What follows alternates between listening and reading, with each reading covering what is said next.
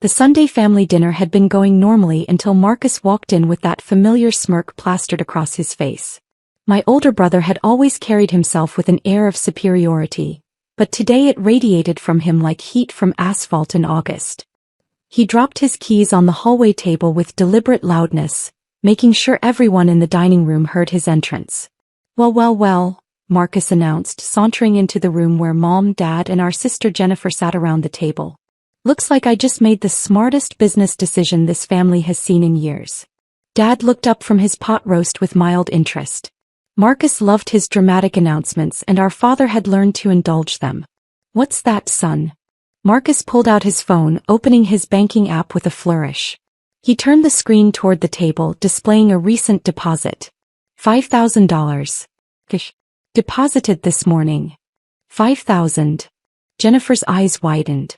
From what? From finally doing what needed to be done, Marcus said, his gaze sliding toward me with undisguised contempt. From selling off Jamie's ridiculous collection of junk that's been taking up space in the garage for the past 3 years. I looked up from my phone where I'd been typing steadily, my fingers moving across the screen with practiced efficiency. You did what? Oh, don't give me that shocked face, Marcus scoffed, pulling out a chair and sitting down like he owned the place, which in his mind he probably thought he did. That collection of yours has been sitting there gathering dust since you moved back home. Old prototypes, random tech parts, boxes of circuits and weird devices nobody understands. I finally found a buyer who saw value in it. Marcus, I said carefully, still typing on my phone, those weren't mine to sell. Not yours. He laughed, that sharp barking sound that had annoyed me since childhood. They've been in Mom and Dad's garage for 3 years. He never even looked at them. Just boxes and boxes of your weird tech hobby stuff that you abandoned when your little startup dream didn't work out. Mom reached over and patted Marcus's hand. Honey, maybe you should have asked Jamie first. Asked. Marcus's voice rose with indignation. I'm 32 years old, Mom. I don't need permission to clean out junk from my parents' garage. Besides, Jamie's been living here rent-free for 3 years. The least he could do is not treat the place like a storage unit. Dad nodded slowly, cutting another piece of meat. Marcus has a point, Jamie. You've been back home since your company thing fell apart. We've been patient, but you can't just store whatever you want here indefinitely. My company thing didn't fall apart, I said quietly, my thumbs still moving across my phone screen. And those items weren't storage. They were inventory. Jennifer laughed, nearly choking on her wine. Inventory? Jamie, you don't have a company anymore. You've been working some vague remote consulting job for the past 3 years and living in your childhood bedroom. Let's not pretend those boxes were anything important. I made $5,000, Marcus repeated as if the number justified everything. $5,000 from literal garbage. You should be thanking me. I probably got more than that junk was worth. Who did you sell it to? I asked, my voice level, my eyes not leaving my phone. Some tech collector I found online, Marcus said dismissively. Guy calls himself a vintage tech enthusiast. He drove up from Portland this morning, looked through everything and paid cash on the spot. Said something about reselling it to hobbyists or something. I don't know, I don't care. $5,000 is $5,000. Did you get his information? I asked. Name?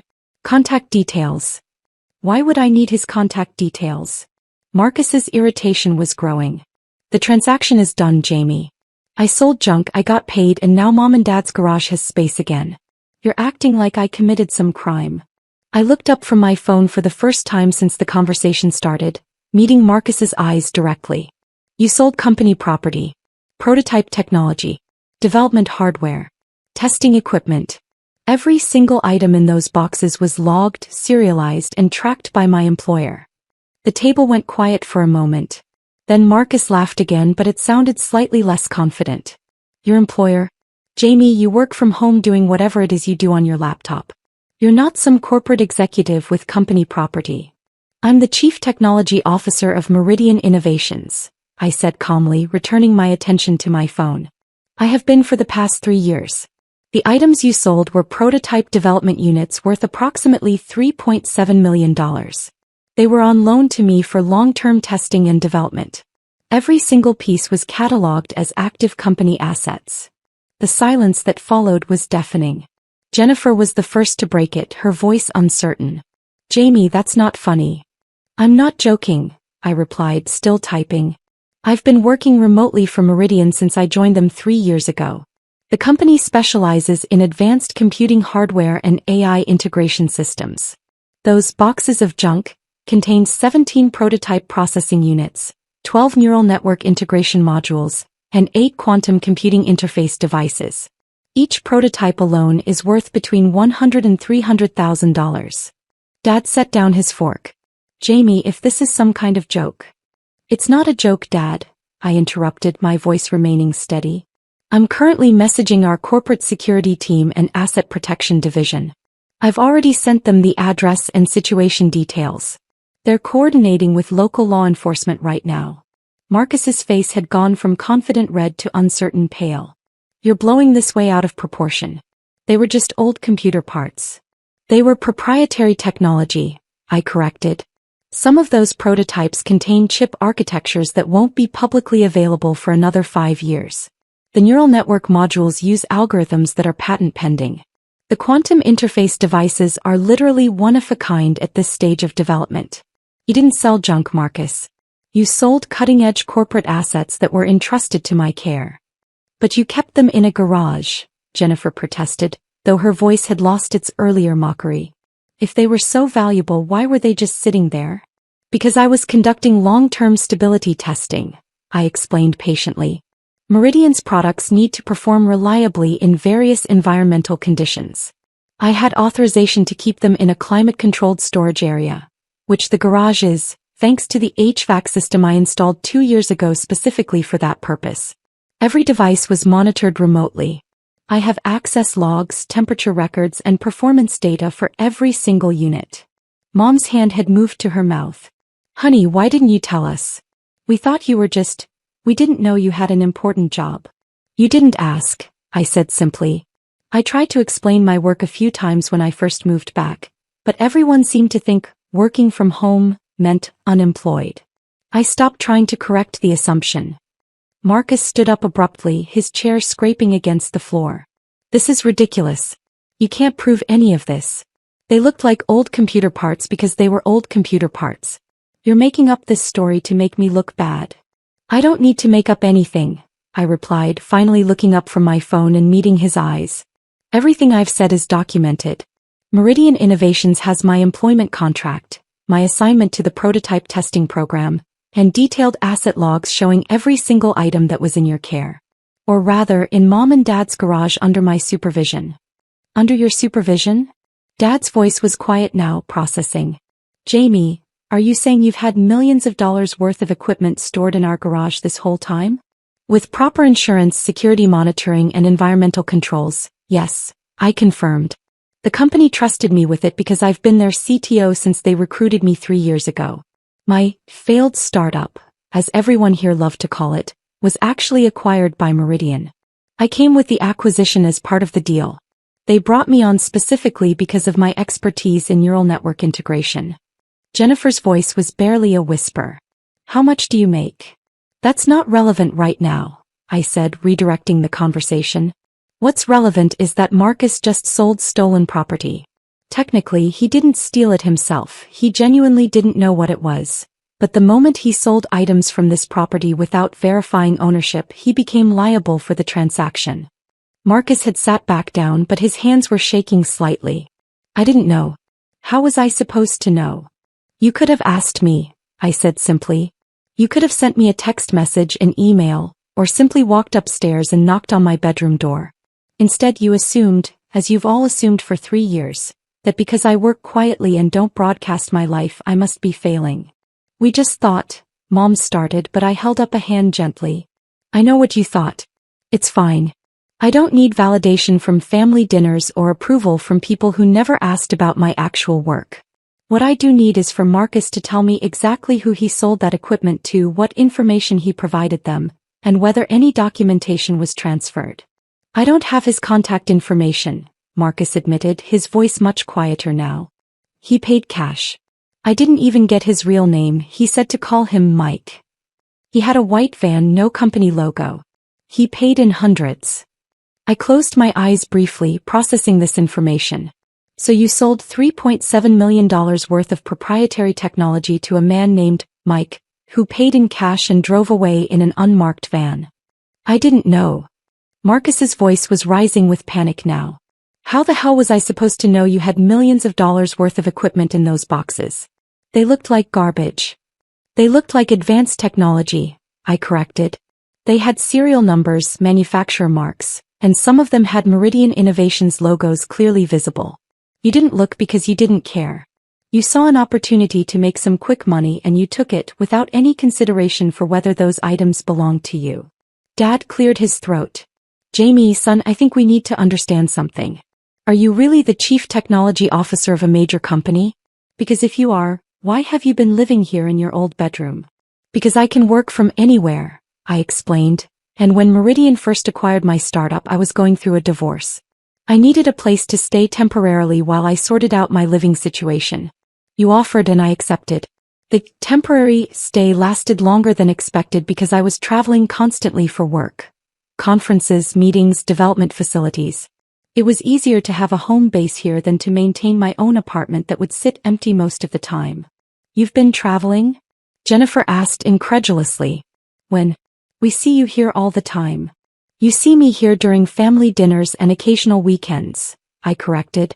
I'm typically traveling 3 weeks out of every month. I fly to our development facilities, attend industry conferences, meet with partners and clients. My calendar is booked solid most of the time. When I am here, I'm working remotely, attending virtual meetings and yes, monitoring the prototype equipment that was stored downstairs. The sound of car doors slamming outside made everyone jump. I glanced at my phone. That'll be our asset protection team. They made excellent time. Marcus stood up so fast his chair toppled backward. Jamie, wait. We can figure this out. I'll get the money back. I'll find the guy. We can fix this. You can't fix this, Marcus, I said, standing up and moving toward the front door. The equipment is gone. You don't know who has it. For all we know, Mike is a corporate espionage agent who now has access to technology that could compromise our competitive advantage. This isn't about the money, though $3.7 million is certainly significant. This is about proprietary technology potentially falling into the wrong hands. I opened the front door before anyone could knock. 2 men in suits stood on the porch, credentials already in hand. Behind them I could see 2 more vehicles pulling up, one unmarked sedan and one marked police cruiser. Mr. Caldwell? The first man asked, though his tone suggested he already knew the answer. I'm Agent Rodriguez with Meridian Innovations Corporate Security Division. This is Agent Chen. We need to speak with Marcus Caldwell regarding the unauthorized sale of company property. Come in, I said, stepping aside. My family is in the dining room. As the agents entered, followed by 2 uniformed police officers, I watched my family's faces transform from confusion to genuine fear. Marcus had gone completely white. Dad stood up, his hand instinctively reaching for Mom's shoulder. Jennifer looked like she might be sick. Agent Rodriguez took in the scene with professional efficiency. Marcus Caldwell? Marcus raised his hand slightly like a child in school. That's me. Mr. Caldwell, we need to ask you some questions about items you sold this morning. Items that were the property of Meridian Innovations, valued at approximately $3.7 million. I didn't know, Marcus said immediately, his voice cracking. I swear I didn't know what they were. I thought they were just old computer parts. Jamie never said they were important. Agent Chen pulled out a tablet, pulling up documentation. Mr. Caldwell, our records show that all items stored at this address were clearly marked with Meridian Innovations serial numbers and property tags. Did you examine any of the items before selling them? I looked at them, but I didn't really pay attention to details. I just saw old electronics. Old electronics with corporate property tags, serial numbers, and in some cases, clearly visible company logos, Agent Rodriguez said, his voice flat. Mr. Caldwell, do you understand that what you've done constitutes theft and illegal sale of corporate assets? Dad stepped forward. Now wait a minute. My son made a mistake, but he didn't steal anything. Those items were in our garage. He had no reason to believe he couldn't dispose of them. Sir, Agent Chen addressed Dad respectfully, Your son sold property that did not belong to him to an unknown buyer for cash. Whether he understood the value of those items or not, the action itself is illegal. Additionally, because the items contained proprietary technology, there are federal implications regarding potential corporate espionage and technology transfer. Federal. Mom's voice was barely audible. You're saying this is a federal crime? Potentially, yes, Agent Rodriguez confirmed. We're still assessing the situation. The immediate concern is recovering the items and determining who purchased them and for what purpose. One of the uniformed officers spoke up. Mr. Marcus Caldwell, can you provide a description of the individual who purchased these items from you? Marcus sank back into his chair, his head in his hands. White guy, maybe 45-50 years old. Average height, brown hair. He said his name was Mike. He drove a white cargo van, no markings. He paid in cash $100 bills. Did he show you identification? Business card? Any documentation? Agent Chin was typing notes rapidly on his tablet. No. Nothing. He just looked at the boxes, asked if everything was there and handed me the cash when I said yes. How did he know about the items being for sale? Agent Rodriguez asked. I posted on a tech resale forum, Marcus admitted. Just said I had vintage computer equipment and prototypes available. He responded within an hour, came out this morning and bought everything. The agents exchanged glances. Agent Rodriguez's expression grew more serious. Mr. Caldwell, you posted publicly about having prototype technology available for sale? I didn't say they were prototypes. Marcus protested. I just said they were old computer parts. I didn't know what they actually were. But you used the word prototypes in your listing, Agent Chin said, turning his tablet to show Marcus his own post. Here. Various prototypes and development hardware. That's a direct quote from your listing. Marcus stared at the screen, his face draining of color. I just thought that sounded better than old junk. I didn't think it meant anything specific. Agent Rodriguez closed his eyes briefly, a gesture that suggested he was dealing with an impressive level of incompetence. Mr. Caldwell, by advertising prototypes and development hardware, you essentially announced to anyone monitoring such listings that you had access to unreleased technology. The individual who purchased these items from you was likely specifically looking for exactly this type of opportunity. Oh God, Jennifer whispered. Marcus, what did you do? I didn't mean to. Marcus's voice was rising toward panic again. I was just trying to clean out the garage. Jamie wasn't using that stuff. It was just sitting there. It was sitting there as part of an authorized company testing program, I said quietly. Every item was exactly where it was supposed to be, being monitored and tested as part of my job responsibilities. You took it upon yourself to sell items you had no authority to sell, didn't verify ownership, didn't consult with anyone, and then advertised them publicly in a way that specifically attracted the attention of someone looking for proprietary technology. Agent Rodriguez turned to me. Mr. Caldwell, Jamie, we need you to provide us with complete documentation of everything that was taken. Serial numbers, specifications, photographs if you have them. Everything. I have comprehensive records, I confirmed. Every item was logged with photos, serial numbers, specifications, and installation dates. I also have the monitoring logs showing the exact time each item stopped transmitting data, which would be when Marcus removed them from the garage. Transmitting data? Dad asked weakly. You were monitoring them remotely? Of course, I said. They're multimillion-dollar prototypes. Did you think Meridian would just hand them over with no tracking or oversight? Each unit had monitoring capabilities.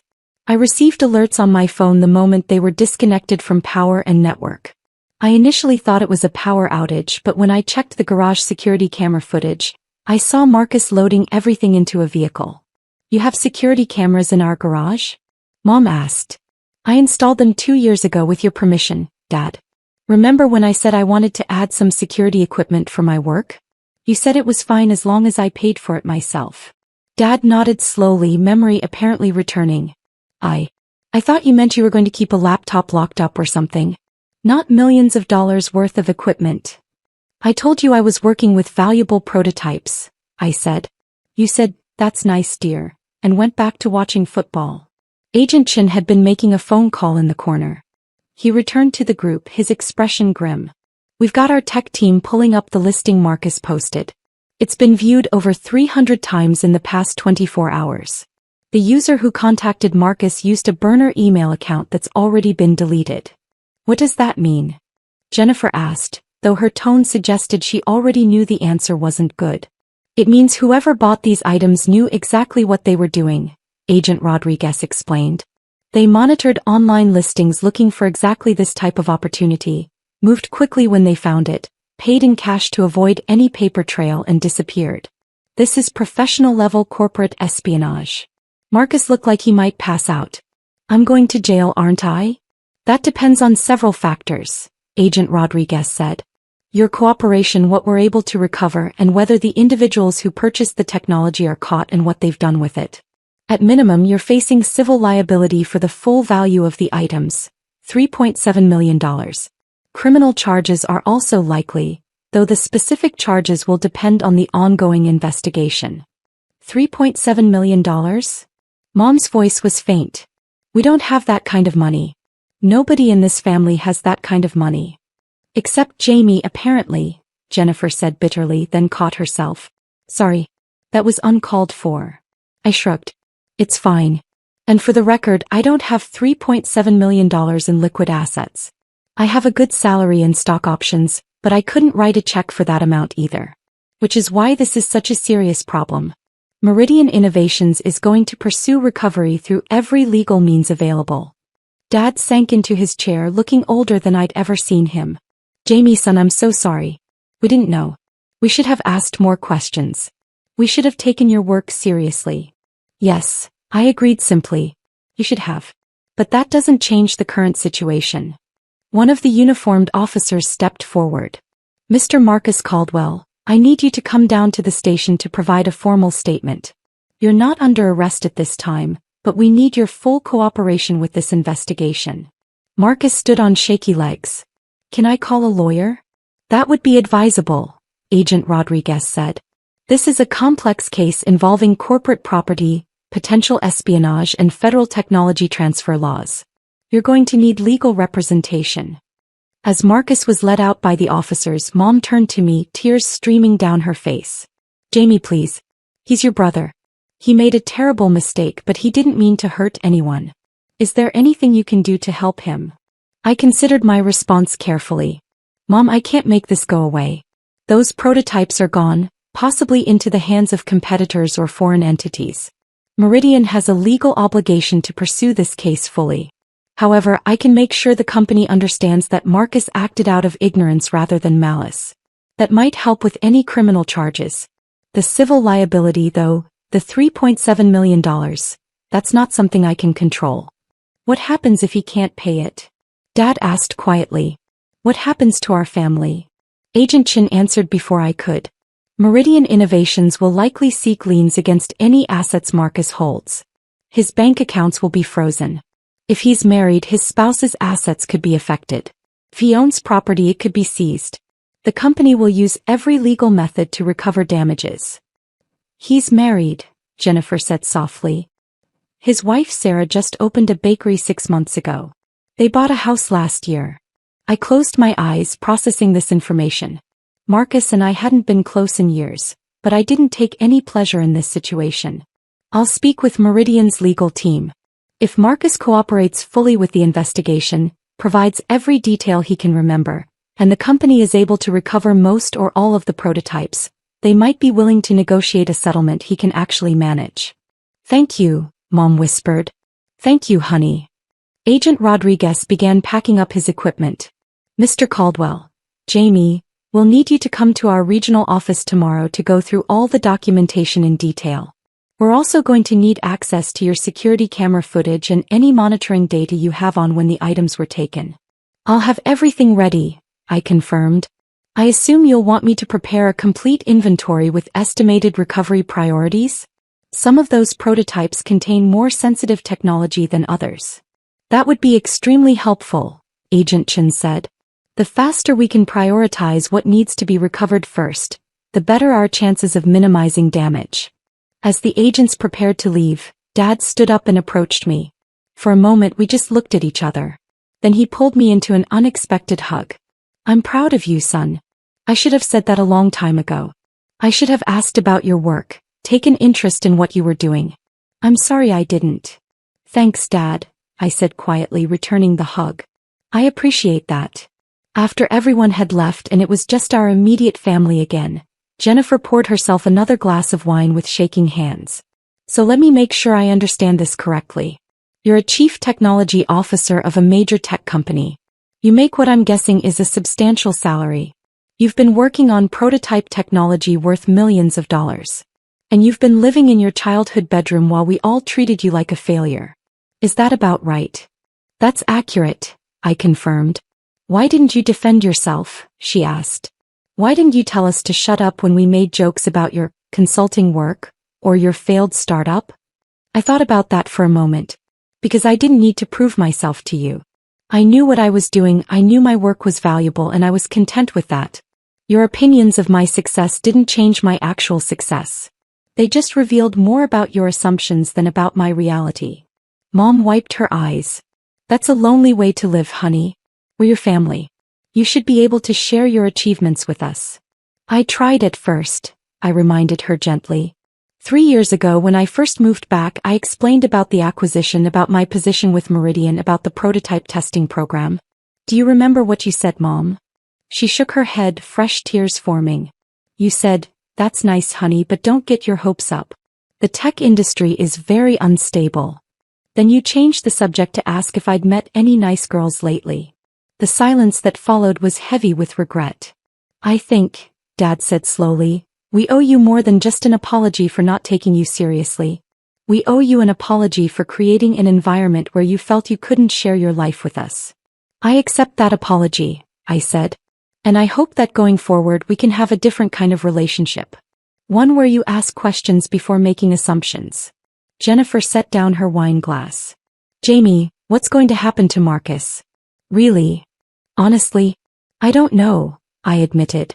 Best case scenario, we recover all the prototypes quickly, the buyer turns out to be just a reseller who didn't know what he had, and Meridian agrees to a payment plan Marcus can manage over many years. Worst case scenario, the prototypes are already being analyzed by competitors or foreign entities, we can't recover them, and Marcus faces both substantial criminal charges and the full $3.7 million liability. And you can't stop any of that, she said. It wasn't a question. I can influence some of it by advocating for Marcus within the company, but no, I can't stop the legal process. Meridian has investors, board members, and legal obligations. This isn't just about me and my brother anymore. This is about corporate espionage, federal technology crimes, and millions of dollars in stolen assets. Dad stood up, looking exhausted. Your mother and I are going to drive down to the police station to be there when Marcus is done giving his statement. Would you come with us? I considered declining. I had work to do, documentation to prepare, and honestly I was emotionally drained. But I saw the plea in my father's eyes, the desperate hope that somehow family could still matter after everything that had happened today. Yeah, I said finally. I'll come with you. As we drove to the police station in Dad's car, my phone buzzed constantly with messages from Meridian's legal team, security division, and various executives who had been briefed on the situation. Each message reminded me of the scale of what had happened, the potential consequences, and my responsibility as CTO to protect the company's interests. But sitting in the back seat of my father's car, watching my parents process the reality of their son's situation, I was reminded that I also had responsibilities as a brother. Responsibilities I'd neglected in my frustration with being underestimated and dismissed. Maybe if I'd been more insistent about explaining my work, more forthcoming about the value of what I was protecting, Marcus would have known better than to see those boxes as disposable junk. Maybe if I'd pushed back harder against the family's assumptions about my failure, they would have understood the importance of asking before acting. Or maybe Marcus would have sold the equipment anyway because he'd always been the type to act first and think later, and no amount of explanation would have changed his fundamental approach to life. I didn't know. What I did know was that a Sunday family dinner had just destroyed my brother's life, potentially compromised my company's competitive advantage, and forced my family to confront years of assumptions about success, failure, and the value of asking questions before making judgments. As we pulled into the police station parking lot, I looked at the message from Meridian Sue. Jamie, I need you to understand, this isn't personal, but we have to pursue this fully. Our board is already demanding action. I hope your family understands. I typed back, I understand. I'll cooperate completely. But for the record, I'm going to advocate for my brother anyway. It's possible to fulfill my professional obligations while still being a brother. I'll find a way to do both. His response came quickly. I wouldn't expect anything less from you. That's why you're our CTO. Good judgment isn't just about technology, it's about people too. I stepped out of the car, squared my shoulders, and walked into the police station with my parents. The next few months were going to be complicated, painful, and difficult. But at least finally my family understood who I really was. Even if it took the worst possible circumstances to get there.